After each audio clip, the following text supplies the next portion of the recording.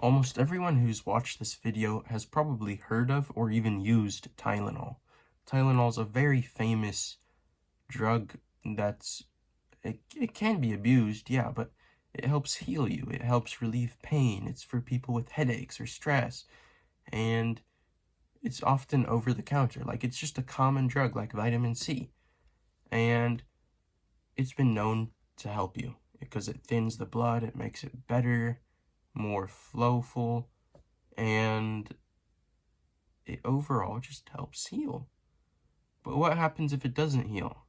What if there was a time where Tylenol killed instead of cured?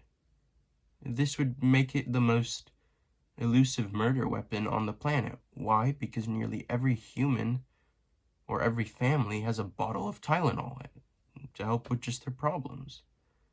Well, this happened on September 29th, 1982, and it scared the world. But before we get into that, I'd like to ask you guys to subscribe. It really helps out.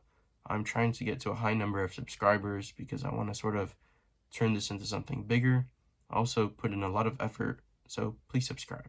All right, let's get into it. So, September 29, 1982, 7 people died, which, isn't that big a deal because thousands of people die a day because of the magnitude of people on this earth. But what shocked authorities was these weren't old people. They were all young and they all died in a similar way, which was just randomly sort of falling in sort of foamy mouth. It was a really odd way for them to die. And the thing that confused authorities most was they were young. It's like within the range of 12 to 35 years old, like young, healthy people who had their whole lives ahead of them. And they were all in like the same general area. So the main thing the police wondered was, is this murder? Like there's just some murderer going around who's killing people somehow? Or is this coincidence? But there wasn't really a lead to the case, and the case was sort of dropped after a while. It didn't make sense to them. They just figured, natural cause of death, that's it. But what really shocked them, and what really changed the whole tone of this investigation, was 3 people by the name of Adam Janus, Teresa Janus, and Stanley Janus, all a family. And Adam Janus was given Tylenol at the hospital. He had been hospitalized for some reason, and the doctors gave him Tylenol to help ease the pain. And he died just minutes afterwards. So his remaining family was mourning, they were sad, depressed, and so they took Tylenol to help relieve their pain, help them with mourning, and they too both died. So now authorities sort of had some connection, and they started getting into it really wildly, and they did autopsies. And for those of you who don't know what an autopsy is, it's when you operate on a dead body to try and determine a cause of death. And with these 3 people, they all found very strange levels of almost like a poison that would just almost clog all their arteries. It killed them. And so they looked to the Tylenol. They were like, well, what do they all have in common? And the one commonality was that they had all taken Tylenol within minutes of each other. And so the investigators take the Tylenol. There's actually an investigator by the name of Edmund Donahue. And he took it, and it smelled like almonds.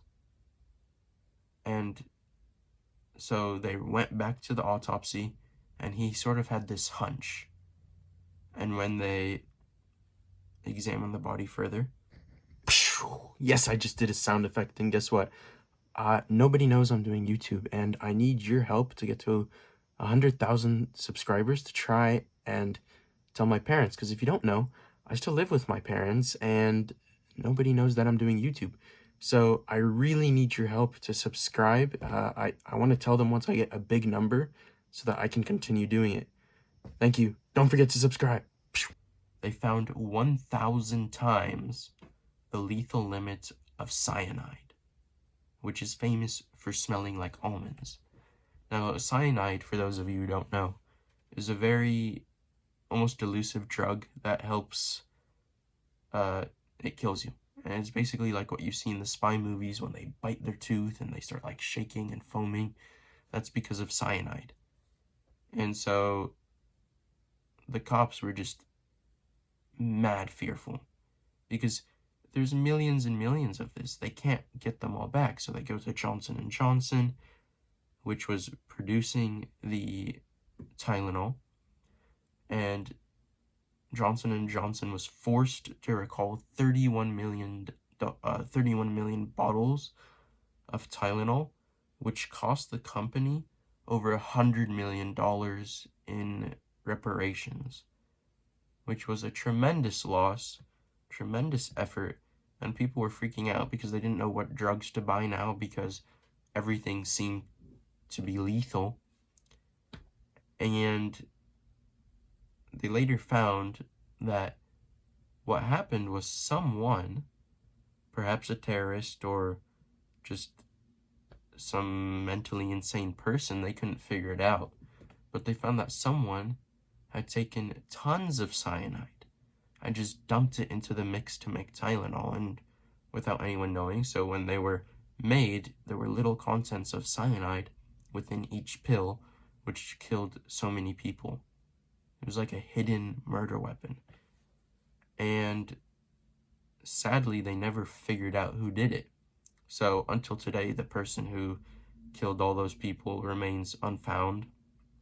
They still don't know who put the cyanide. They still don't know when it happened or how it happened even. And it remains one of the great mysteries of today.